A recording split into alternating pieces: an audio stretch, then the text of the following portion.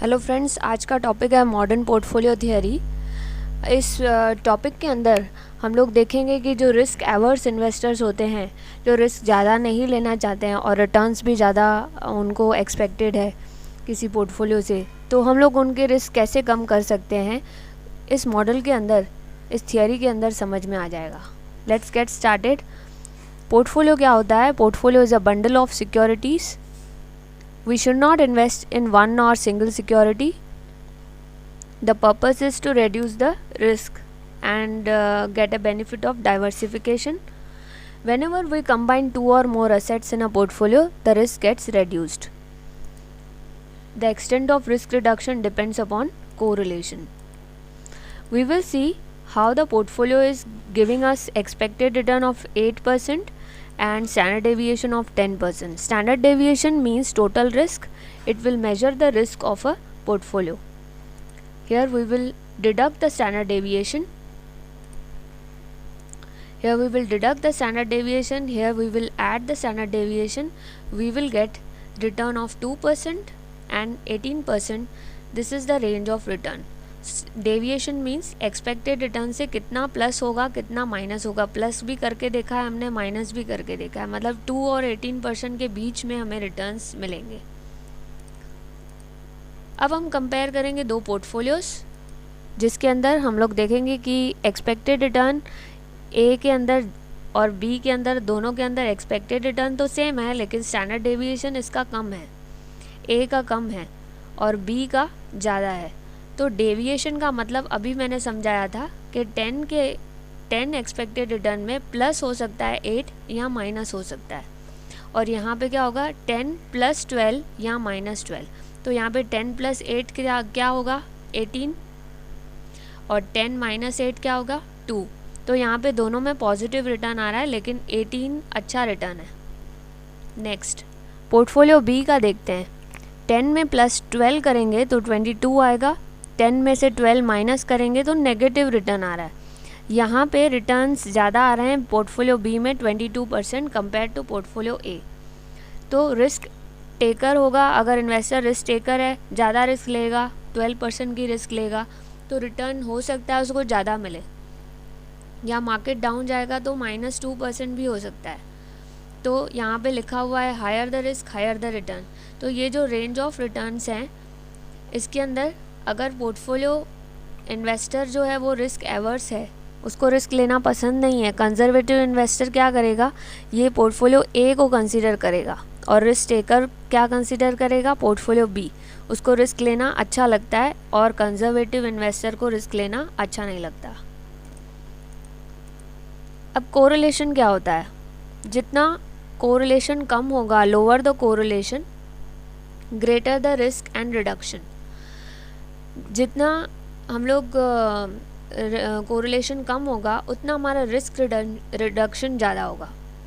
Opposite correlation is best for reducing the portfolio risk. चलिए देखते हैं कोरिलेशन क्या होता है. हमने कंपेयर किया है कोटक गोल्ड ETF. कंसिडर ये ETF 1 कोटक का है और ये ETF 2 SBI का है. As you know, the gold price will increase, the NAV of gold will increase. Okay, दोनों में सिमिलर चेंजेस आएंगे. अब इसका कोरिलेशन क्या है? 1, क्योंकि दोनों सेम असेट्स हैं. अगर हम दो अलग असेट्स लेते हैं, एक गोल्ड और दूसरा स्टॉक्स, S&P 500 ETF, तो ये इंडेक्स हो गया S&P 500 और ये हो गया गोल्ड. दो अलग असेट्स का अगर कोरिलेशन लेंगे तो <1. आपको पता होगा गोल्ड का प्राइस जब बढ़ता है तब इक्विटी का कम होता है. तो गोल्ड और इक्विटी का इन्वर्स रिलेशन है, तो कोरिलेशन जो है वो <1 है. अब अगर हम इसका टोटल रिस्क कंपेयर करें, तो टोटल रिस्क के अंदर ये जो पोर्टफोलियो नॉन ऑप्टिमल डाइवर्सिफिकेशन है, इसमें दोनों सेम असेट की वजह से इनका स्टैंडर्ड डेविएशन, टोटल रिस्क कम नहीं होता है, ये इक्वली रहता है. It is equal to sum of weighted standard deviation of each ETF. जबकि ऑप्टिमल डाइवर्सिफिकेशन के अंदर क्या होगा? कोरिलेशन <1 की वजह से जो टोटल रिस्क ऑफ पोर्टफोलियो है, that is standard deviation of portfolio, वो <1 sum of weighted standard deviation of each ETF, दोनों का स्टैंडर्ड डेविएशन आप प्लस करोगे, सपोज इसका 2 है गोल्ड ETF का स्टैंडर्ड डेविएशन और S&P 500 का है 4, तो 2 + 4 6 होना चाहिए, लेकिन लेस देन कोरिलेशन 1 के वजह से इसका स्टैंडर्ड डेविएशन आ रहा है ओनली 5, 6 के जगह पे 5 आ रहा है। तो ये ऑप्टिमल डाइवर्सिफिकेशन हो गया कि एक अलग असेट इंक्लूड करने की वजह से आपका पोर्टफोलियो का रिस्क कम हो गया। नेक्स्ट मॉडल है CAPM। इसमें हम लोग बीटा कंसिडर करते हैं, that is systematic risk, relationship between the systematic risk and expected return for the assets, particularly stocks. बहुत सारे इन्वेस्टर्स इसको यूज़ करते हैं और उनको जब भी वो रिस्की सिक्योरिटीज़ में इन्वेस्ट करते हैं तो ये मॉडल यूज़ करते हैं। इस मॉडल के अंदर ये फॉर्मूला है expected return E of R, RF is risk free return which we get on government securities, B is beta of the investment। Beta आपको बताता है कि as compare to market your stock is increasing, your stock price is increasing और decreasing. अगर beta greater than 1 है तो वो market को बीट कर रहा है, लेस देन 1 है तो मार्केट को बीट नहीं कर रहा है। Expected return of market, this is the return of Nifty और Sensex, okay, and this is the risk free return which you get on government security. First you will solve the bracket, then you will multiply with the beta, then you will add the risk free return, you will get the expected return on the stock. So a person who is taking a high risk, he will be having more market risk premium. This bracket is also called as market risk premium.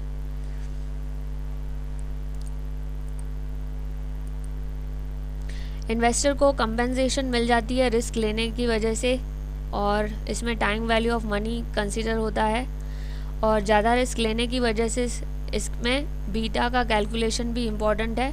Beta will measure how much risk the investment will add to a portfolio that looks like the market. अब जो risk ले रहे हो, जो avoid नहीं हो सकती है, उसको बोलते हैं बीटा। जिस चीज़ को अवॉइड नहीं कर सकते, हम मार्केट प्राइजेस और मार्केट रिस्क को अवॉइड नहीं कर सकते हैं, उसको बोलते हैं beta. Beta greater than 1 is aggressive, beta less than 1 is conservative. You are beating the market price. Nifty के आगे अगर आपका स्टॉक प्राइस 20% बढ़ रहा है और जो मार्केट है वो सिर्फ 10% बढ़ा है, तो बीटा ग्रेटर देन 1 ही आएगा। अगर निफ्टी 10% बढ़ा है और आपका स्टॉक सिर्फ 5% बढ़ा है, तो बीटा लेस देन 1 आएगा। CAPM की फॉर्मूला का एक्सप्लेन किया है कि क्या चीज़ किस में मल्टीप्लाई। पहले ब्रैकेट सॉल्व करेंगे, RM माइनस RF, तो मार्केट रिस्क प्रीमियम आएगा, उसको बीटा से मल्टीप्लाई करेंगे। उसके बाद रिस्क फ्री रेट ऐड करेंगे तो हमें क्या मिलेगा, रिक्वायर्ड रेट ऑफ रिटर्न। इसको डिस्काउंट रेट भी बोलते हैं, एक्सपेक्टेड रिटर्न भी बोलते हैं, 3 नाम है इसके, required rate of return, discount rate और expected return. Goal of CAPM is to evaluate whether a stock is fairly valued.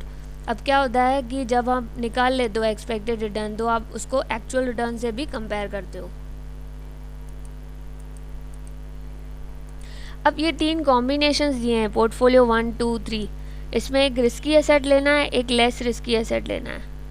तीनों में ऐसे ही करना है। रिस्की एसेट मीन्स जिसका बीटा ग्रेटर देन 1 है, और लेस रिस्की एसेट मीन्स जिसका बीटा लेस देन 1 है। इन तीनों में कॉम्बिनेशंस के बाद हम ये स्टैंडर्ड डेविएशन आगे देखेंगे। एक एफिशिएंट फ्रंटियर करके एक डायग्राम है जिसमें डिफरेंट पोर्टफोलियो कॉम्बिनेशंस को हमने प्लॉट किया है। जितना ये टेंजेंट लाइन जो है इस कर्व के साथ जुड़ रही है, जो पोर्टफोलियो यहाँ पे टच करेगा वो बेस्ट पोर्टफोलियो होगा, आइडियल मार्केट पोर्टफोलियो। ये एक ऐसी लाइन है starting from RF, risk free return. यहाँ पे रिस्क दिखाया है, एक्स एक्सिस पे जितना रिस्क हम ज़्यादा लेंगे उतना रिटर्न्स हमें ज़्यादा मिलेगा। ये पॉइंट पे भी अच्छे रिटर्न्स हैं, ये वाले पॉइंट पे भी, लेकिन ये सबसे बेस्ट है। ओके, सो ये एफिशिएंट फ्रंटायर में क्या बोल रहा है कि ये जो लाइन पे जो ये मार्केट पोर्टफोलियो टच कर रहा है, यहाँ जो इसके क्लोज है, वो एफिशिएंट फ्रंटायर के अंदर है। इस ग्राफ के अंदर एक्स और वाई एक्सिस पे क्या क्या दिया है, वाई एक्सिस पे रिटर्न्स और एक्स एक्सिस पे रिस्क, और इसके अंदर रिस्क फ्री रेट को स्टार्ट किया है। रिस्क फ्री रेट से expected return of a portfolio increases as the risk increases. Any portfolio that fits on the capital market line is better than any possible portfolio. जो capital market line, जो RF की line थी ऐसे straight ऊपर जा रही थी, जो उस पर ज़्यादा फोकस करना है, उस पर जो टच करेगा उसमें ज़्यादा रिटर्न्स आएंगे। It is not possible to perfectly build a portfolio that fits on the CML. It is more common for investors to take on too much risk as they seek additional return. I hope you have understood this topic. Thank you very much.